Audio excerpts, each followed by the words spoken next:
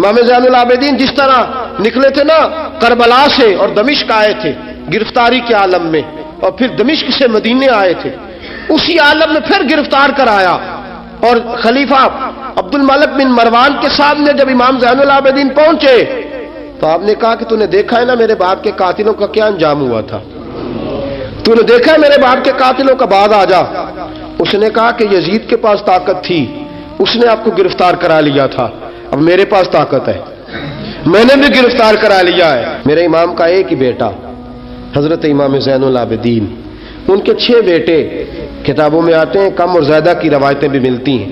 امام زین العابدین ایک لخت جگر اور ایک خاندان کی سپہ سالار بی بی، کون بھلا؟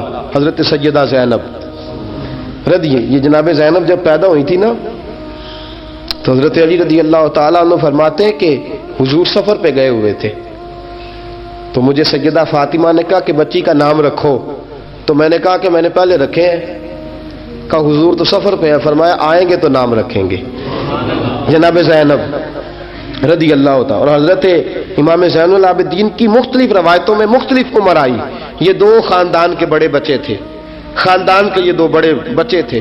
میرے دوستو، یہ جو ایک اہم مسئلہ آپ کے گوش گزار کروں، پہلے یہ ہوتا تھا پہلے کہ خلافت روحانی بھی اور سیاسی بھی ایک ہوتی تھی، امام حسن تک ایک رہی، روحانی خلافت بھی اور سیاسی خلافت بھی ایک رہی۔ مسئلہ تھوڑا باریک ہے، تھوڑا سا آپ کو میرے بات غور سے سننی پڑے گی۔ پہلے خلافت ایک ہوتی تھی، روحانی بھی اور سیاسی بھی۔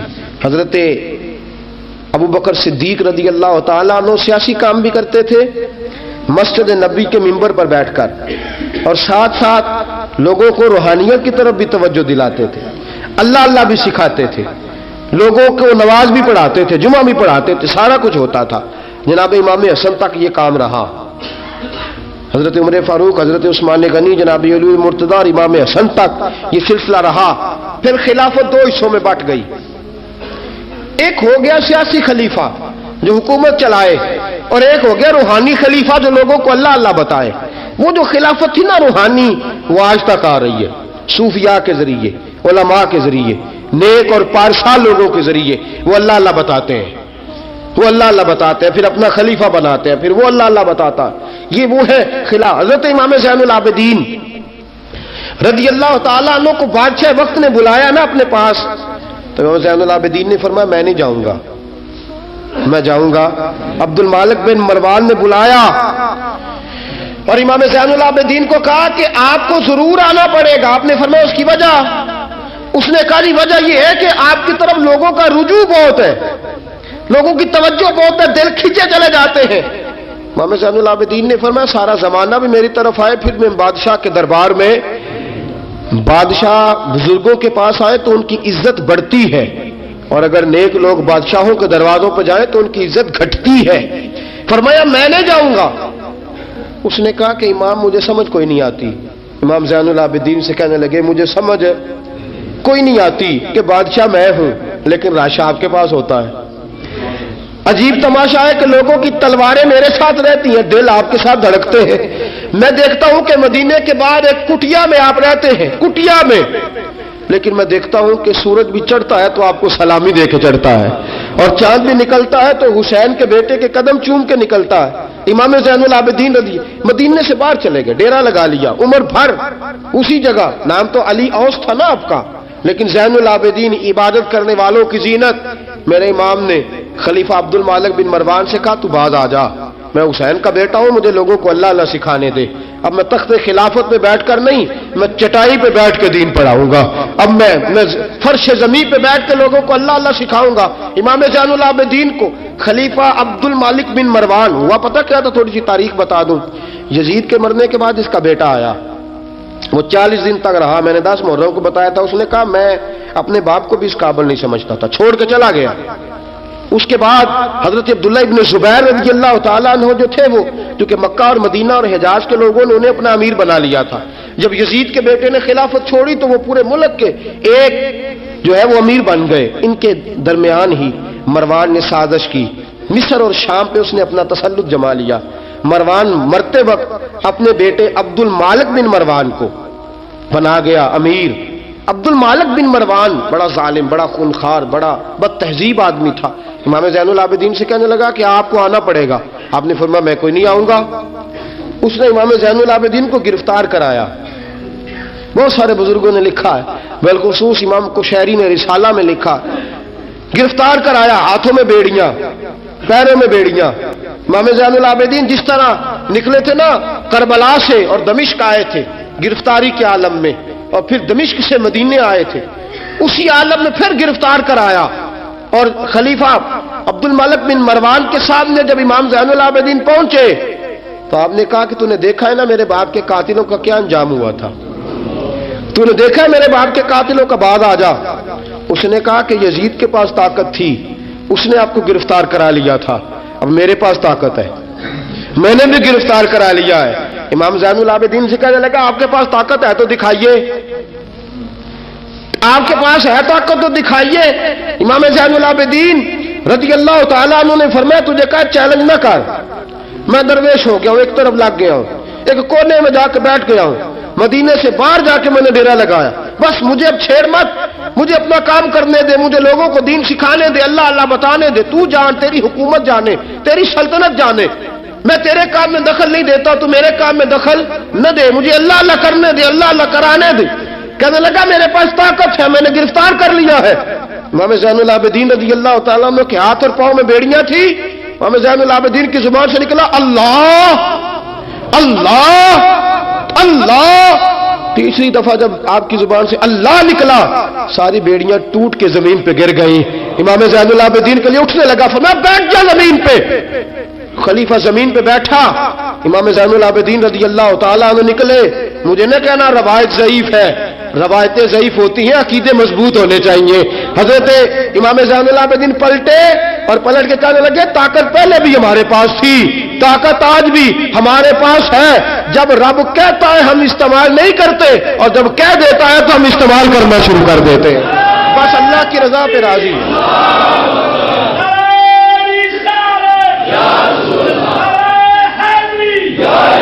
جب اللہ کہتا ہے تو استعمال کرتے ہیں. امام زین العابدین خلیفۃ المسلمین امیر المومنین امام حسن کے بھتیجے جناب علی کے پاس 3 سال رہے تھے. وہ تو کٹ گئے سارے، لیکن میرے امام زین العابدین اگرچہ حکومت نہیں لی لیکن دلوں پہ حکومت کرتے رہے، دلوں پہ. یہی خلیفہ عبد الملک بن مروان. دیکھو کہتے ہیں جادو وہ جو سر چڑھ کے بولے، اور حقیقت چھپ نہیں سکتی بناوٹ کے اصولوں سے، اور خوشبو آ نہیں سکتی کبھی کاغذ کے پھولوں سے. پتہ ہوتا ہے ہمیں سچ کیا ہے جھوٹ کیا ہے. طواف کعبہ ہو رہا ہے، طواف کعبہ، ایک عورت بہت بڑی، اس نے کعبے میں بھی آ کے ظلم کرنے شروع کر دیے، لوگوں کو تنگ کرنا شروع کر دیا. ایک بات یاد رکھنا، میں گیا ہوں عمرے پہ، مجھے اللہ نے توفیق دی ہے، لوگ وہاں جا کے بھی باز نہیں آتے، دھکے مارتے ہیں، بڑا کچھ کرتے ہیں. وہ اللہ کا گھر ہے، اگر فضل زیادہ ہے تو وہاں غضب بھی بڑی جلدی ہو جاتا ہے. وہ بی بی باز نہیں ہو، کہتی تھی میں بہت بڑے امیر کی بیوی ہوں، خبردار کوئی قریب آیا تو. حجر اسود کے قریب گئی تو حجر اسود نے پکڑ لیا، دبوچ لیا، پکڑ لیا، چھوڑتا ہی کوئی نہیں. چمٹ گئی ساتھ، بلاؤ لوگوں کو، بڑا کچھ کیا، لیکن حجر اسود چھوڑتا. اللہ آپ کو حج کی توفیق دے، آمین تو کہہ دے. اللہ آپ کو عمرے پہ لے جائے. یہ حجر اسود پتہ بندے جا کے بہادری دکھاتے ہیں. میں جب پڑا سٹے 5-7 بندے، میں پھر چمدا رہا بڑا چیر. ایک کوئی عقل مندی کی ہے، یہ کوئی عقل مندی والی بات ہے. وہاں جا کے ہمارے بزرگ تو کہتے ہیں وہاں جا کے جانوروں کا بھی ادب کرو. وہ خدا رسول کے مہمان میں دھکے دیتے رہے ہو، کوئی عقل مندی ہے؟ یہ کوئی بہادری نہیں.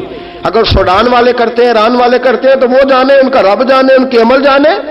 ہم تو وہاں جا کے جانوروں کا بھی ادب کریں گے، ادب کریں گے، احترام. نہیں موقع ملتا تو نہ ملے. میرے حبیب نے فرمایا دور سے ہاتھ لہرا کے چوم لو، حجر اسود قیامت والے دن تمہارے ایمان کی گواہی دے دے گا، تمہارے ایماندار ہونے کی گواہی دے گا. بی بی چمٹ گئی ساتھ. خلیفہ عبد المالک بن مروان سے کہا کہ وہ بہت بڑے رئیس کی بیوی، اب چھڑا.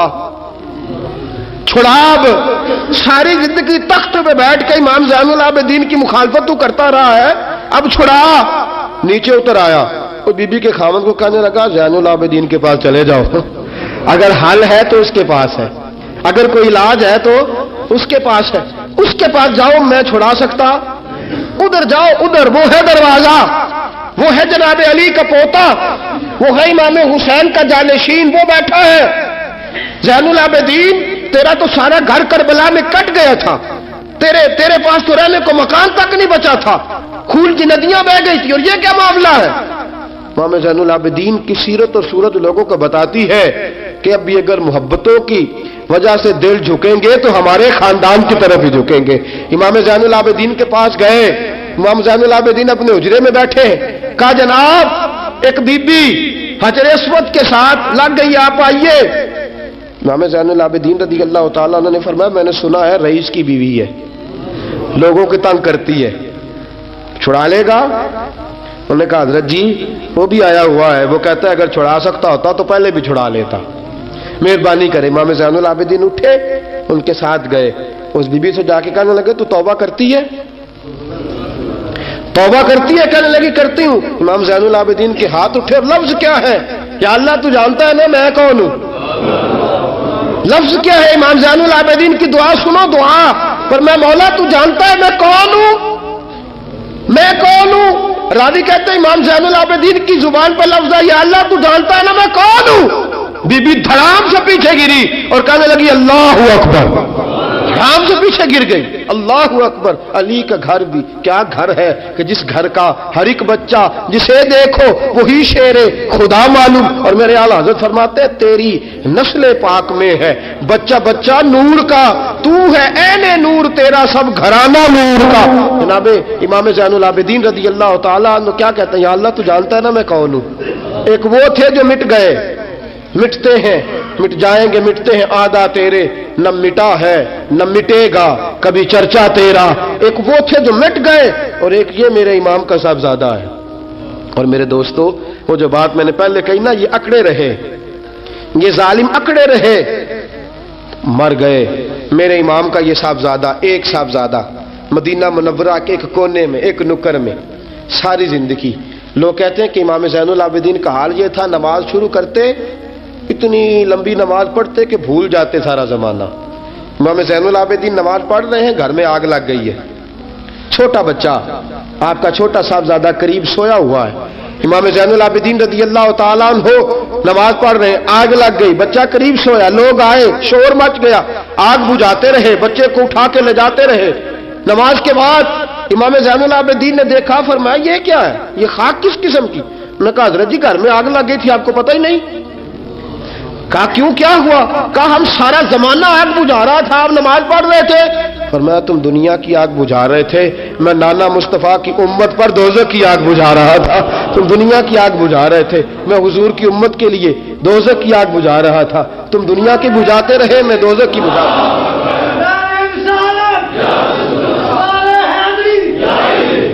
یہ امام زین العابدین ہے، وہ سارے مٹ گئے۔ اور یہ امام کیسی عاجزی، کیسی انکساری، حضرت امام حسن بصری، یہ خلیفہ ہیں امام زین العابدین کے بھی، اور خلیفہ ہیں حضرت امام باقر کے بھی۔ امام باقر امام زین العابدین کے بیٹے ہیں، امام جعفر صادق ان کے پوتے ہیں۔ حضرت امام زین العابدین رضی اللہ تعالیٰ عنہ کے بارے میں حضرت حسن بصری فرماتے ہیں کہ رات کا سناٹا تھا، کعبے میں اس وقت اتنا رش نہیں ہوتا تھا، میں قریب ہی ٹھہرا ہوا تھا، آدھی رات کا وقت ایک نوجوان کے رونے کی آواز آئی، یا اللہ میرے گناہ بخش دے، یا اللہ مجھے معاف کر دے، یا اللہ مجھے معاف کر دے۔ وہ چیختا۔ امام حسن بصری فرماتے ہیں کہ میں سویا ہوا تھا اپنے حجرے میں، کعبے کے قریب ٹھہرا ہوا تھا۔ فرماتے ہیں کہ میری اس نوجوان کی آہوزاری کی وجہ سے میری آنکھ کھل گئی، اس کی طلب کی وجہ سے میں اٹھا، اور فرماتے ہیں کہ میں نے سوچا بہت بڑا کوئی گناہگار آ گیا ہے۔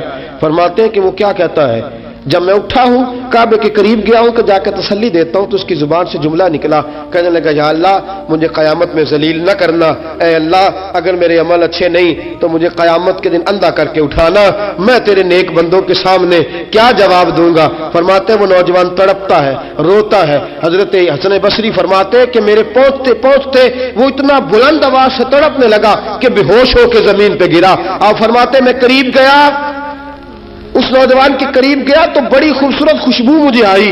फरमाते मेरे दिल में ख्याल था तसल्ली दूंगा कि बेटा ठहर जा, मैं भी दुआ करता हूं, तू भी दुआ कर, अल्लाह बड़ा मेहरबान है, माफ कर देगा। फरमाते हैं जब मैंने उस नौजवान के चेहरे से जुल्फे हटाई, गर्द साफ की, तो मेरे पांव तले से जमीन निकल गई। ये तो इमाम हुसैन का बेटा ज़ैनुल आबिदीन है, ये तो इमाम हुसैन के लख्त जिगर, अलीउल मुर्तजा के जिगर पारे जनाब सैयदा फातिमा के नूर नजर है, ये तो हजरत शहर बानो शहजादी के बेटे हैं। इतनी आहोजारी, इतनी तड़प, इतनी बेचैनी, इतना अल्लाह से ताल्लुक। हजरत हसन बसरी फरमाते हैं कि कदमों पे गिरा, पांव चूमे। इमाम ज़ैनुल आबिदीन की आंख खुली तो कहा हसन बसरी ना कर, ना कर, तू बुजुर्ग है। इमाम ज़ैनुल आबिदीन उठ के बैठ गए। हजरत हसन बसरी रहमतुल्लाह ताला अलैह फरमाते हैं मेरी आह निकल गई, आंसू मेरे बह गए। मैंने कहा ज़ैनुल आबिदीन कहां से दिल लेके आए हो तुम लोग, और कहां से सवारा है खुदा ने तुम्हारे खानदान को। सारा कुछ दे भी देते हो अल्लाह की राह में, सारा कुछ लुटा भी देते हो, सारा कुछ कुर्बान भी कर देते हो, अपने लिए रखता भी कुछ नहीं, और फिर भी माफिया ही मांगते फिरते हो, फिर भी माफिया ही मांगते फिरते हो, फिर भी रोते फिरते हो, फिर भी बारगाह खुदाबंदी के अंदर आहुजारियां करते रहते हो। हजरत हसन बसरी रहमतुल्लाह ताला अलैह फरमाते कि वो जमाना मैंने इमाम ज़ैनुल आबिदीन का देखा। मेरे दोस्तों वो तो मिट गए, अकड़े रहे ना, मिट गए। करबला के बाद वो मिट गए, मेरे इमाम को मिटाने वाले। लेकिन इमाम ज़ैनुल आबिदीन, मेरे इमाम का एक साहबजादा बचे था, लेकिन उन्होंने रूहानी खिलाफत का आगाज कर दिया। पूरी दुनिया में मेरे इमाम ज़ैनुल आबिदीन का फैज है, जिस्मानी भी है, रूहानी भी है, इल्मी भी है। इमाम ज़ैनुल आबिदीन ने जिंदगी पूरी गुजार दी एक कोने में लग के। इमाम ज़ैनुल आबिदीन किसी सियासी काम में कभी मुदाखलत नहीं। हजरत इमाम जाफर सादक का जमाना आया तो फिर बादशाह ने बुलाया इमाम जाफर सादक को, और ये इमाम जाफर सादक वो बुजुर्ग है कि हजरत इमाम आजम अबू हनीफा रहमतुल्लाह अलैह इमाम जाफर सादक के मुरीद है, उनके मुरीद है, उनके खलीफा है। हजरत इमाम जाफर सादक को बुलाया, और जब सैयदना इमाम जाफर सादक रहमतुल्लाह अलैह रदी अल्लाह अन्हु पहुंचे तो आपने शानदार लिबास पहना, शानदार लिबास पहना, और आला किस्म का जुब्बा पहना, आला किस्म की पगड़ी बांधी, हाथ के अंदर असा पकड़ा, और हजरत इमाम जाफर सादक रदी अल्लाह ताला अन्हु कच्चे मकान से निकले, लेकिन जरा बावकार होकर निकले। दरबारे बादशाह, दरबारे खिलाफत में पहुंचे, अपनी खुंडी को, अपनी छड़ी को हिलाया। मैं क्यों बुलाया मुझे? वो बादशाह जिसने कहा था बुलाओ जरा, पता करता हूं क्यों मेला लगा रखा है। फिर भी बादशाह डरते रहते हैं, फिर भी डरते हैं कि अगर इन रूहानी लोगों ने इशारा किया तो सारी दुनिया इनके पीछे निकल पड़ेगी। बुलाओ, क्यों मेला लगाए रखा है? जब बादशाह के सामने पहुंचे तो बादशाह से कहा क्या बात है, क्यों बुलाया था मुझे? कहने लगा हुजूर गलती हो गई। आज के बाद इमाम जाफर सादक बाहर निकले तो बादशाह के वारी कहने लगे तू बड़ी बातें करता था, डिंगे मारता था, बढ़ के मारता था, बुलाओ इमाम को पूछ लेता हूं क्या हुआ। कहने लगा यार पता नहीं क्या बात है, जब नहीं होते तो बात निकलती है, जब सामने आ जाते हैं तो मुंह के अंदर से जुबान बोलती नहीं है, जब सामने आते हैं तो क्या रोब है, क्या रोब है। असल उसे समझ नहीं थी कि तेरी नस्ल पाक में है बच्चा बच्चा नूर का, तेरी नस्ल पाक में है बच्चा बच्चा नूर का, तू है ऐने नूर, तेरा सब घराना नूर का।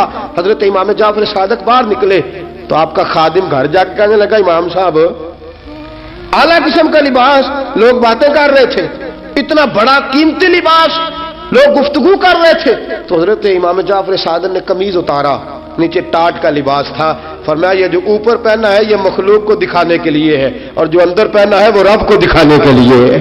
अंदर अल्लाह को दिखाने के लिए टाट का है, लेकिन मखलूक को दिखाने के लिए मैंने आला लिबास पहना है। इनके दिल में ख्याल ना आए कि रसूल पाक के अहले बैत शायद कमजोर हो गए हैं, इसलिए डरते और सहमे हुए आते हैं। मेरे नबी के खानदान ने उस वक़्त से लेकर ता तमे आखिरी आज तक एक पूरा किरदार अदा किया है। सादात का दीन में एक पूरा किरदार रहा है, तहरीर के मामलात में, तकरीर के मामलात में, तदरीस के मामलात में सादात का पूरा किरदार रहा। वक्त गुजरने के साथ साथ कभी सैयद गौसे आजम की शक्ल में आए, और कभी सैयद मोइनुद्दीन चिश्ती अजमेरी की शक्ल में आए, और कभी सैयद अली हजवेरी दाता गांज बख्श की शक्ल में आए, और कभी ये सैयद हजरत शाह आले रसूल मां रहरवी की शक्ल के अंदर आए, और कभी ये सैयद मीर अब्दुल वाहिद बिलगरामी की शक्ल में आए। یہ سادات آتے رہے، اپنے اپنے دور میں چمکتے رہے، اپنے اپنے دور میں دین کا فریضہ سر انجام دیتے رہے۔ انہوں نے پھر اعلان حکومت والوں کو کہا کہ ٹھیک ہے، اگر تم سمجھتے ہو کہ اس طرح ہمیں دین نہیں پھیلانے دیتے تو ہمیں اللہ نے توفیق دی ہے، ہمیں اللہ نے طاقت دی ہے، اللہ نے ہمیں روحانیت دی ہے، ہم اس روحانی طرز کے ساتھ دین پھیلائیں گے۔ میرے دوستو، اگرچہ قوت اور اقتدار بھی ہمیشہ انہی کے پاس رہا، کربلا میں جو بھی آیا، آپ دیکھ لیجئے نا، یزید کے 14 بیٹے بتائے جاتے ہیں، کوئی بھی نہیں کہتا میں یزید کی اولاد میں سے ہوں۔ امام زین العابدین ایک ہی بچے تھے نا کربلا میں، آپ کو گلی گلی سید ملیں گے، نگر نگر سید ملیں گے، جگہ جگہ رسول پاک کی اولاد ملے گی۔ میرے دوستو یاد رکھنا، جو ظلم کرتا ہے اور ظلم میں بڑھتا ہے وہ بچتا نہیں، اس کا نام مٹ جاتا ہے، اس کا کردار نفرت کی علامت بن جاتا ہے۔ زندگی آپ بھی گزار رہے ہیں، وقت میں بھی بتا رہا ہوں، یاد رکھنا، خیال رکھنا، اگر ظالم بنو گے تو مٹ جاؤ گے، اگر ظالم بنو گے تو ختم ہو جاؤ گے، اگر ظالم بنو گے تو تمہارا نام لینا لوگ پسند نہیں کریں گے۔ ظلم کا نشان بن کے نہ رہنا، محبت کی علامت بن کے رہنا۔ اگر کبھی مار بھی کھانی پڑی تو وقتی طور پہ کھا جانا، تھوڑی دیر کے لیے مار کھا کے دیکھنا، کبھی کبھی مار کھانے میں بھی بڑی عزت ہوا کرتی ہے، کبھی کبھی مار کھانے اور برداشت کرنے میں بھی بڑا وقار ہوتا ہے، کبھی یہ بھی کر کے دیکھو، اس میں بھی ایک ذائقہ ہے، اس میں بھی ایک لطف ہے۔ میرے عزیزوں، جو ظلم کرے گا نہیں رہے گا، جو ظلم کرے گا اگر کتنے بھی اس کی ہاں اولادیں ہو جائیں اس کا نام نہیں چلے گا۔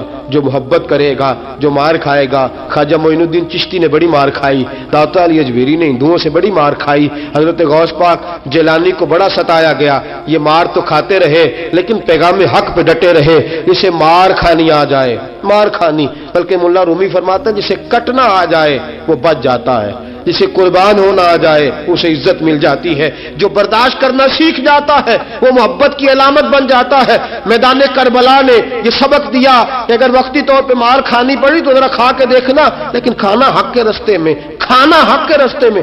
اور ایک اور بات بھی ذہن کے اندر رکھیے، ضروری نہیں کہ کسی جگہ پہ کثرت ہو جائے، زیادہ ہو جائے تو وہ حق کی علامت ہی ہو، ہمیشہ کثرت حق کی علامت، اتبعوا سواد العظم والا معاملہ دوسرا ہے، لیکن کثرت ہمیشہ صداقت کی علامت نہیں ہوتی۔ یزید کے ساتھ تھے تو بہت زیادہ، لیکن کبھی بھی دل کے ساتھ انہوں نے یزید کی سپورٹ نہیں کی، تھے بہت امام حسین کے ساتھ، اس وقت تو تھوڑے تھے، لیکن ذرا آج تک دیکھیے کتنے ہیں جو امام حسین سے پیار کرتے ہیں، میدان کربلا سے لے کر آج تک۔ اور پھر کسی نے کہا تھا نا، انسان کو بیدار تو ہو لینے دو، ہر شخص پکارے گا ہمارے ہیں حسین۔ پھر دیکھنا صبح قیامت تک کتنے ہیں، حق کے نام پہ ڈٹ جاؤ، اگر تم ایک بھی ہوئے، دو بھی ہوئے، 10 اور 12 14 بھی ہوئے، رہنا حق پہ قائم رہنا، مار کھا کے دیکھنا، اس میں بھی بڑی لذت ہے۔ ظلم سے بچنا، ظلم بہت بڑا عیب ہے، ظلم بہت بڑی بیماری ہے، لگ جائے گی تو نام و نشان مٹا دے گی، ختم کر دے گی صفحہ ہستی سے ظالم کو۔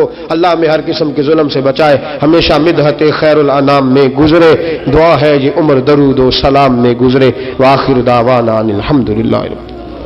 شمر کو گرفتار کر کے لایا، مختار سقفی نے کہا کہ اس کے نا ہاتھ اور پیر باندھو، یہ پانی بند کرتا تھا میرے امام کے بچوں پر، یہ پانی بند، اور نعرے لگاتا تھا، کھڑا ہو کے کہتا تھا کہ امام پانی جانوروں کو دوں گا، درندوں پرندوں چرندوں کو دوں گا، لیکن اگر علی اصغر مانگے گا تو پھر نہیں دوں گا، علی اکبر مانگے گا تو پھر نہیں دوں گا، عباس مانگیں گے تو پھر نہیں دوں گا، اگر زین العابدین مانگیں گے تو نہیں دوں گا، سکینہ شہربانو اور زینب کو پانی نہیں ملے گا، باقی ساری کائنات پیے گی، آپ کو نہیں ملے گا۔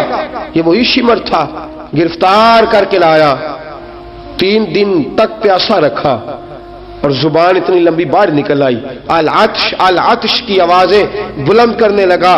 کہا جناب اس کا کرنا کیا؟ کہا اس کے ہاتھ باندھ دو، پیر باندھ دو، اور جو بھوکے کتے ہیں نا، جن کو کئی دنوں سے میں نے بھوکا رکھا ہوا ہے، وہ کتے اس پر چھوڑو، اور جب کتے اس کا گوشت نوچے تو کوفے کے بازاروں میں اعلان کرنا کہ جو نبی پاک کی اہل بیت کا گستاخ ہو اسے اسرائیل بھی جان نکالنے نہیں آتے۔ کتے نوچتے ہیں، تڑپتا ہے لیکن جان نکلتی۔ کہا آؤ دیکھو آ کے، یہ ہے میت کسی بے ادب کی، منہ دکھانے کے قابل نہیں ہے، ان کے دشمن پہ لعنت خدا کی، رحم پانے کے قابل نہیں ہے۔ فرمایا دیکھو جان بھی نہیں نکل رہی۔ فرمایا یہ وہ ہے جس کو 2 گز زمین بھی نہیں مل سکی، کتوں کے پیٹوں میں اسے جگہ ملی ہے، یہ وہ تھا۔ تو جناب امام حسین رضی اللہ تعالیٰ عنہ کے خاندان پہ پانی بند کرنے والا تھا۔ میرے عزیزو دیکھو، حضرت محمد بن حنفیہ رضی اللہ تعالیٰ عنہ جو امام حسین کے چھوٹے بھائی تھے، جناب علی کی دوسری زوجہ کے بیٹے تھے، جناب علی کے صاحبزادے ان کے پاس بھیجے اور بھیج کے کہا کہ لو، ابن سعد کا سر حسین کا بدلہ ہے اور اس کے بیٹے کا سر علی اکبر کا بدلہ ہے۔ جب محمد بن حنفیہ کے پاس پہنچے تو آپ نے فرمایا یہ کمینوں کے سر میرے بھائی کے سر کا بدلہ ہو ہی نہیں سکتے، یہ کہاں حسین کا بدلہ ہو سکتے ہیں؟ وہ حسین ابن علی، وہ حسین ابن علی، حسین ابن علی کی شان رفت کوئی کیا جانے، حسن جانے، علی جانے، نبی جانے، خدا جانے۔ وہ حسین ابن علی کہ باپ جنہ دا ہر میدان اندر لڑدا رہا سی کل ایمان بن کے، ماں جنہ دی سجدۃ النساء ہوئے تے نانا عرش تے جاوے مہمان بن کے۔ فرمایا یہ حسین کا بدلہ ہو سکتے ہیں؟ وہ خولی بن یزید، خولی بن یزید جس نے امام حسین کا سر کاٹا تھا، پتہ چلا نا، دیکھیں نا امام حسین کو کتنے موقع ملے تھے کربلا سے جانے کے۔ پہلے موقع پر ہی اور بن یزید نے کہا کہ امام آپ جانا چاہیں تو میں رستے کھول دیتا ہوں، آپ تشریف لے جائیں۔ امام حسین نے فرمایا میں علی کا بیٹا ہوں، دوڑوں گا نہیں، میں دوڑوں گا نہیں، میں نہیں جانے والا۔ خولی بن یزید دوڑ گیا، کوفہ چھوڑ کے دوڑ گیا اور کسی دور دراز علاقے میں جا کے ڈیرا لگا لیا۔ پھر وہاں سے واپس آیا، کسی نے کہا امن ہو گیا، آ گیا دوبارہ کوفے۔ مختار کو پتا چلا کہ آ گیا ہے، پھنس گیا ہے، گھر پہنچ گیا ہے۔ اس کی بیوی جو تھی نا خولی بن یزید کی، بڑی محبت کرتی تھی نبی پاک کے خاندان کے ساتھ، حضور کے خاندان کے ساتھ بڑی محبت کرتی تھی۔ اور محبت والوں کا انداز پتہ کیا ہے؟ رنگے چمن پسند، نہ پھولوں کی بو پسند، ہم کو ہے وہ پسند جسے آئے تو پسند۔ یہ انداز ہے، انداز محبت یہ ہے کہ نبی پاک کا غلام نہ ہو، سگا چچا بھی ہو تو مانتے نہیں، غلام نہ بنے، سگا چچا بھی ہو تو مانتے نہیں، اور نبی پاک علیہ السلام کا غلام ہو، چاہے حبش کا رہنے والا بلال ہی کیوں نہ ہو، سردار مانتے ہیں۔ یہ انداز محبت ہے۔ وہ بیوی بڑی محبت کرنے والی تھی، اس نے پیغام بھیجا، اس نے کہا آ گیا ہے گھر، بندے بھیجے کہا جاؤ خولی کو پکڑ کے لاؤ۔ مختار نے کہا جلدی لاؤ، حکمران نے حکم دیا لاؤ، پکڑ کے گئے، گھر کے اندر گئے تو چھپ گیا۔ چھپا کہاں؟ ٹوکرے کے نیچے۔ میں نے کہا ظالم بزدل ہوتے، ایک ٹوکرے کے نیچے چھپ گیا۔ بیوی سے کہنے لگا، ان سے کہنا میں گھر کوئی نہیں، ان سے کہو میں گھر نہیں۔ بیوی کہنے لگی چلو ٹھیک ہے۔ دروازے پہ گئی، وہ کہنے لگے ہم خولی بن یزید کو گرفتار کرنے آئے ہیں۔ منہ سے پکار کے کہنے لگی گھر کوئی نہیں، منہ سے، اور ہاتھ کے اشارے سے کہنے لگی وہ ٹوکرے کے نیچے چھپا ہوا ہے۔ منہ سے کہنے لگی کوئی نہیں گھر، تاکہ سن لے، اندر سن لے۔ منہ سے کہنے لگی کوئی نہیں، ہاتھ کے اشارے سے کہنے لگی چھپا ہوا ہے ٹوکرے کے نیچے۔ گئے، جا کے ٹوکرا ہٹایا، اپنے پاس بہت ساری دولتیں اور جائیدادیں وہ ساری دے دی۔ کہنے لگا یہ میرے پاس کتنا پیسہ ہے، یہ بہت سے کاغذات ہیں، یہ کتنے زیورات ہیں، لے لو، مجھے چھوڑ دو۔ انہوں نے کہا وہ حکومت کدھر ہے جس کے لیے تم نے حسین کا سر کاٹا تھا؟ کدھر ہے وہ تمہارے تخت، اور کدھر گئی وہ تمہاری سلطنت، اور کدھر گئی وہ تمہاری دولت اور اقتدار، اور کدھر ہے وہ تمہارا اسلحہ جس کی بنیاد پر تم نے رسول پاک کا خون میدان کربلا میں بہایا تھا، وہ ہمارے سامنے لے کے آ۔ کہنے لگا یہ تھوڑے سے انعامات جو میں نے اکٹھے کیے تھے، یہ دنیا کی گندی دولت، اس کے لیے میں نے میدان کربلا میں امام حسین کا مبارک سر، مبارک تن سے جدا کیا تھا، لے لو، مجھے چھوڑ